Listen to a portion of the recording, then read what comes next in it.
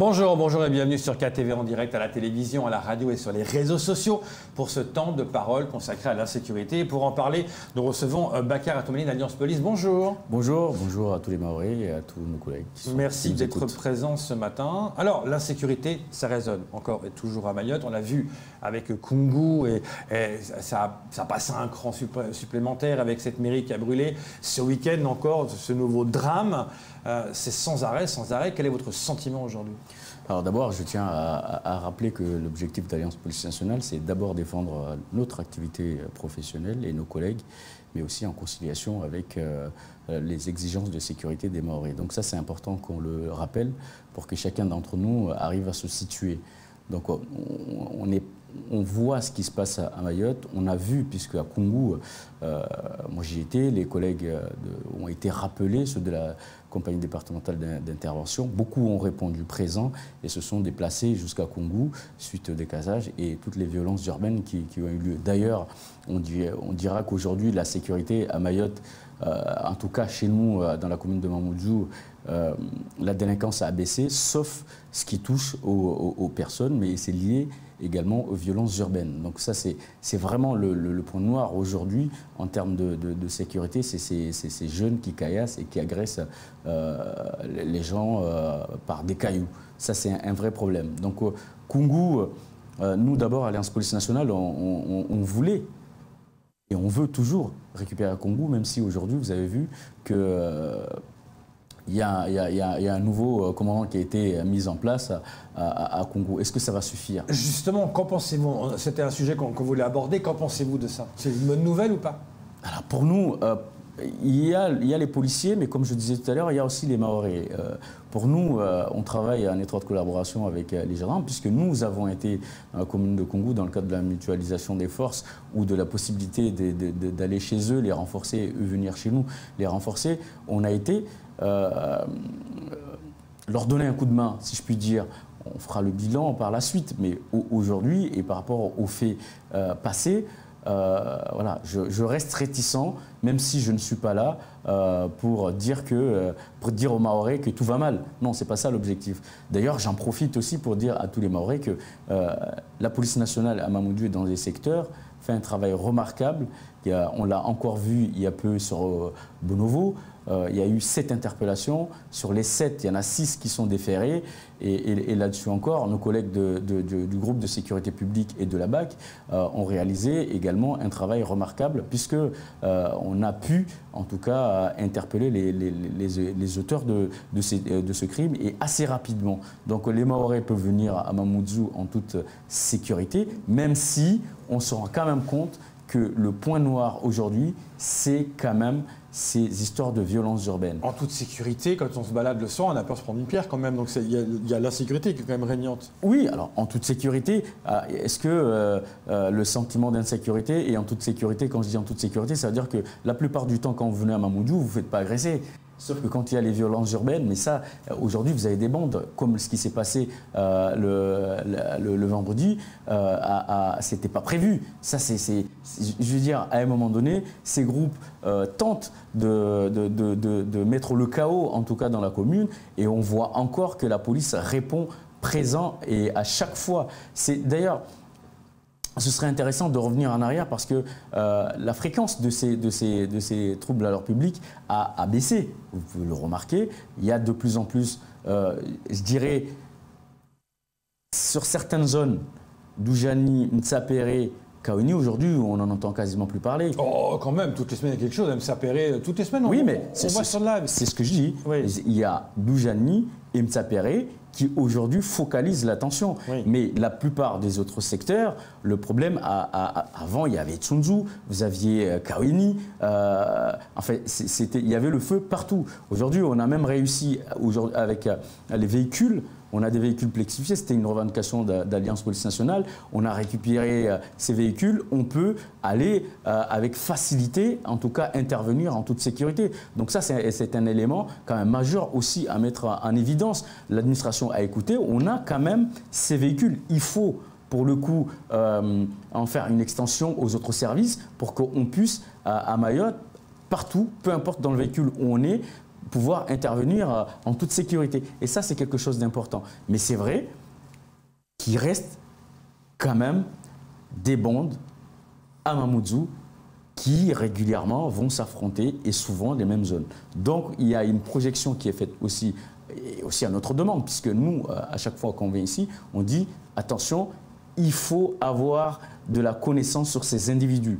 Donc là, il y a un travail de réflexion qui est en jeu. C'est exactement ce qui se passe. Vous regardez, et là, il n'y a pas que Mamoudzou, vous regardez à Kombani et Mirerène, ce qui se passe. Il faudrait qu'à un moment donné, le préfet, et là encore, j'en profite, jusqu'aujourd'hui, on est reçu par la DIRCAB, le préfet n'est pas venu se présenter aux organisations syndicales de la police nationale. Donc alerte, monsieur le préfet, si vous nous écoutez... Depuis qu'il est arrivé? Depuis qu'il est arrivé, Alliance Police Nationale en l'occurrence, n'a pas été reçu, et je ne peux parler que pour nous, n'a pas été reçu, ou en tout cas le préfet n'est pas venu se présenter en disant voilà, je vous reçois. Et ça, c'est une première, puisque les autres ont toujours fait en sorte à ce qu'il y ait une bonne opportunité pour venir se présenter à nous et dire voilà, les objectifs sont ceux-ci, qu'est-ce que vous avez comme revendication? Aujourd'hui, on est obligé de le passer par vous. Eh bien, on le fera.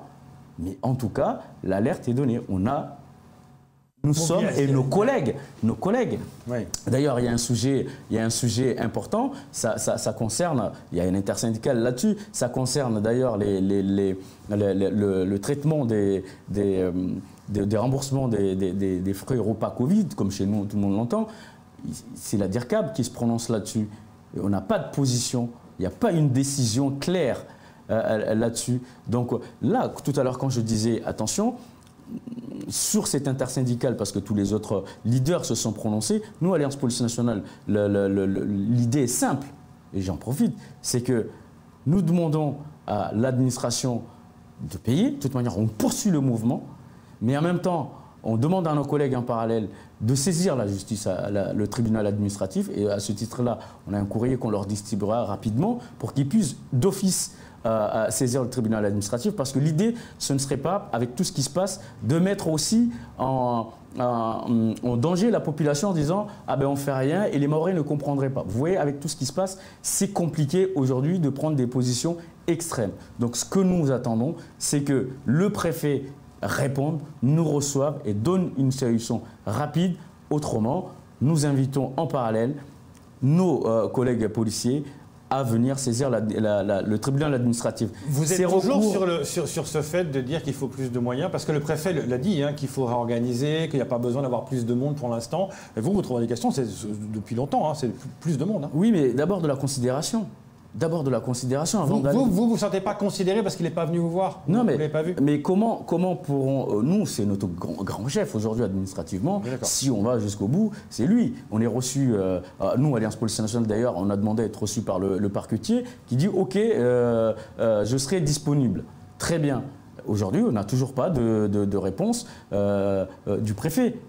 Mais alors comment on doit le vivre? La DIRCAB devrait suffire à prendre toutes les décisions. Pourquoi on n'a pas de réponse directe? Pourquoi? Et vous voulez également voir le procureur? Oui, tout à fait. Parce qu'on pense qu'aujourd'hui, il y a une très bonne entente entre les services judiciaires. D'ailleurs, je félicite au nom de l'organisation nos collègues de la police judiciaire qui sont revenus, qui ont été rappelés pour venir traiter ce problème, ce qui s'est passé à Bonovo. Aujourd'hui, on a 6 personnes qui sont incarcérées, ou qui seront incarcérées aujourd'hui. Tout ça parce que... Ça s'est passé très vite. Hein. Il y a 8 personnes, 1 affilé, 7 ont été arrêtés. Exactement, mais ce n'était pas le cas avant. C'était pas le cas avant. Aujourd'hui, la fermeté au rendez-vous, les collègues répondent présents. Cette considération dont on parle, c'est celle-là aussi. De toute manière, il y a quelque chose de très simple. C'est qu'à force de ne pas donner de réponse, ben les gens vont finir par aller au TA et tout sera contesté au tribunal. Est-ce que ce sera une bonne réputation pour l'administration? Je me pose la question. À un moment donné, il y a un corps social, il y a le dialogue social, il faut également essayer de discuter pour trouver des solutions louables pour tout le monde. Mais Bakar, quand on a vu l'autre jour des images avec un barrage qui a eu lieu, les habitants s'énervent et quelqu'un est sorti de son véhicule, il avait une arme à feu à la main. Pour aller vers le barrage. Là, on est en train de franchir des niveaux quand même. Hein. Tout à fait, et c'est la raison, encore une fois,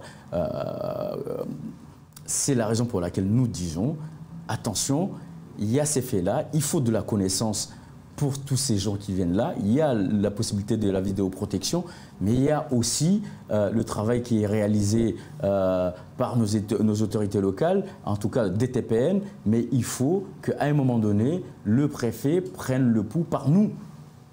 Il faut qu'il prenne le pouls par nous, il faut qu'il passe aussi par les syndicats pour connaître réellement ce qu'il en est. Moi, je ne sais pas comment ça se passe chez les gendarmes.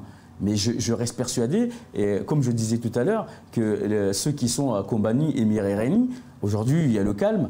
J'espère que les élus aussi ont pris la mesure de la chose. Mais le préfet est allé sur place, les gens sont allés sur place quand même. Oui, mais est-ce qu'il y aura des solutions pérennes? Est-ce que demain ça ne va pas recommencer? C'est pas ce qu'on souhaite. Avec qui a-t-il discuté? Les élus ne se sont pas prononcés, il faut de l'insertion, ok. Mais c'est toujours les mêmes bandes qui s'affrontent. Là-bas, je ne sais pas s'il y a eu des interpellations, mais en tout cas chez nous, quand ça se produit, aujourd'hui, la BAC Nuit, le groupe de sécurité publique, vous l'avez vu encore là, à Mamoudzou, c'est rapide et efficace, en tout cas. Et la justice répond présent. Donc nous attendons encore une fois que Monsieur le Préfet veuille bien nous recevoir. Autrement, nous irons systématiquement au tribunal. Ce ne sont pas des menaces ni du chantage. Je dis juste c'est la seule possibilité qui nous restera. Et par exemple, on parle de la venue du garde des Sceaux, de votre boss, qui arriverait d'ici la fin de l'année. Un, est-ce que vous y croyez? Et deux, qu'est-ce que vous voudriez lui dire? Alors, premièrement, l'une des premières choses, et je reviens, nous espérons que toutes ces autorités se donneront la peine de venir nous voir. C'est toujours la même chose. Mais entre-temps, localement, on n'est toujours pas mis en avant comme il devrait. Donc, on imagine qu'avant d'être reçu par les services de l'autre côté, ce serait quand même intéressant qu'on soit reçu ici à Mayotte. S'il arrive, on en a déjà parlé. C'est simple, à Mayotte, en termes de fermeté, on voit que les juges, le parquet et les juges répondent. Ce qu'il faudrait, c'est aussi d'autres structures. À Mayotte, il faut une nouvelle prison. Il faut le dire. Il faut être en capacité d'enfermer les gens, les fauteurs de troubles. Il faut les enfermer. On ne peut plus se dire qu'à Mayotte, il y a encore des solutions alternatives. Non, les gens en ont marre. Ceux qui foutent le bordel à Kombani, à Tingoni, il faut les enfermer. Ceux qui foutent le bordel et qui s'entretuent à Bonovo et à Mtsapere, à Dujani, il faut aussi avoir la fermeté de les enfermer, soit à Mayotte ou à l'extérieur. On n'a plus le temps, il faut agir. La DTPN est en mouvement, il faut aussi que la justice, à travers les réponses pénales, montre aux Mahorais que le service de sécurité y est. Là, on parle de cohésion. Aussi, parce que souvent vous disiez, voilà, nous on arrête les gens, la justice n'est pas assez ferme, il les laisse ressortir. Il y avait aussi ce discours-là à l'époque quand même. Hein. Oui, mais là vous avez ce sentiment que ça a changé? Ça a changé localement, mais on est bien d'accord que si la prison est pleine, on ne pourra pas enfermer les gens. C'est pour ça que vraiment ils font des transferts. Oui, mais donc il faut qu'on soit en capacité réelle et pas que ponctuelle, mais en permanence, de répondre à ce besoin. Il faut que les gens qui commettent des troubles à leur public ici à Mayotte, en fonction de la gravité, bien entendu, puisqu'on ne peut pas en mettre les gens en prison juste parce qu'on a envie, il y a quand même des règles à respecter, mais il faut aussi que les gens aient le sentiment qu'à partir du moment où on commet une infraction qui peut être criminelle, ils pourront être enfermés. Mais rapidement. On a le sentiment aujourd'hui que les jeunes qui sont connus, vous le dites souvent que ces gens-là sont connus, ont le sentiment d'impunité quelque part. De dire, de toute façon, moi je risque rien, je suis un caïd, je risque rien. Ils n'ont pas peur. En même temps, ce sont des bombes très souvent. Oui, alors c'est pour ça que tout à l'heure je disais qu'Alliance Police Nationale, c'est d'abord l'activité professionnelle et la sécurité. Nos collègues font le travail. Que ce soit la BSU, que ce soit le GAO, que nos collègues qui sont sur le terrain ou dans les bureaux font le travail. Mais c'est toujours la même chose. C'est tant qu'on n'aura pas une cellule ou en tout cas une cellule d'investigation dans ces endroits et de renseignement pour qu'on ait une connaissance réelle de ces bandes et de leurs agissements. Parce qu'à Mayotte, c'est simple. Vous avez des gens qui, à un moment donné, sont dans le circuit scolaire, ils en sortent. Mais il n'y a pas de suivi. On ne sait pas quand est-ce qu'ils sortent, par qui ils sont suivis. Alors, il y a les associations. À un moment donné, on dit « Ah, c'est Mlési, ceci ». Mais ces gens-là, quand ils ne regagnent pas les structures, qui c'est qui vous dit qu'ils ne sont pas dans la nature et en constituant une autre bande ou n'ont pas rejoint une bande déjà existante. Parce que la problématique, c'est toujours pareil, il y a des tranches d'âge où on retrouve ces jeunes en permanence ensemble, soit ils sont alcoolisés, soit ils ont fumé de la drogue, et à partir du moment où ils ne sont plus dans leur état, ils sont dans un état second, eh bien, ça devient le problématique. Et la police ne pourra pas pallier à tous les problèmes. Il faut qu'à un moment donné, nos élus fassent pression, la population, qui elle, d'ailleurs, est venue à 2 ou 3 reprises au commissariat, dire on n'est pas d'accord, on veut davantage de fermeté. Ils ont été bien reçus, ils ont bien vu que les policiers faisaient leur travail et le faisaient très bien. Justement, comment ils sont? Parce que quand on voit à Koungou qu'ils ont mis une cellule en place psychologique pour ceux qui ont été touchés de près, est-ce qu'il y a une cellule qui a été mise également en place au sein de la police pour tous ceux qui ont vécu ça de près chez vous? Chez nous, il y a une psychologue qui est là, et quand il y a ce genre d'événements qui se produisent, oui, la cellule est rapidement activée, et les collègues ont la possibilité tant de joindre ici la psychologue Madame Audrey Pascal, ou celle de La Réunion. Donc le numéro de téléphone sont à disposition, et c'est vrai que ça fait partie aussi de nos revendications, l'harmonisation de la structure en mettant des règles réelles qui sont les mêmes qu'en métropole. Parce qu'en métropole, tout ça, le système est déjà stable. Ici, il est en construction, et c'est important que nos collègues soient aussi pris en charge à ce niveau-là. Donc cette possibilité, elle est réelle et elle existe. Donc c'est encore une de nos revendications, et à juste titre, l'administration a répondu présent. Donc maintenant, pour résumer, le point le plus important pour vous, ce serait de rencontrer le préfet.